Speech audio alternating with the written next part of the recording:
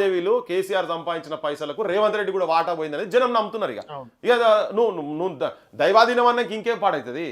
గాలికి దీపం పెట్టి దండం పెడుతుంటుంది అది. సో గట్లనే ఇప్పుడు ఈయన అన్ని కథలు చెప్తున్నాడు. ఈయన వీళ్ళందరూ ఒకటే అనేది జనం కూడా చాలా క్లియర్గా మెసేజ్ పోయింది. అందుకనే వీళ్ళు అసెంబ్లీలో మాట్లాడినా బయట మాట్లాడినా ఏం మాట్లాడినా ఇప్పుడు అమ్మాని మొత్తం తోలు తీసుడే అనే మొత్తం ఇక తోలు ఉడవీకుడు అని బిడ్డ నువ్వు తోలు ఉడవిక్తావా అని అమ్మ లాగులో తొండలేసుకొడతాను ఆయన చెప్పబట్టే ఈ జనం మొత్తము ఈ తోలు ఉడవీకుడును తొండలేసుకుంటుడు కాడనే ఉన్నది ఇదంతా చర్చ అంతా.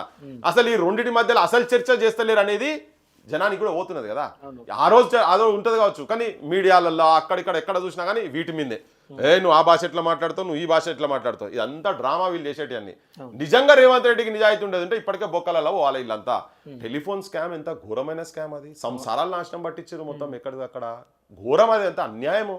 జనాన్ని బజార్లకు తీసుకొచ్చిండ్రు, ఆడబిడ్డల జీవితాలను నాశనం పట్టించారు, ఎంతో మంది దగ్గర పైసలు వసూలు చేశారు. అటువంటి చేసి 2 ఏళ్ళు అవుతుంది.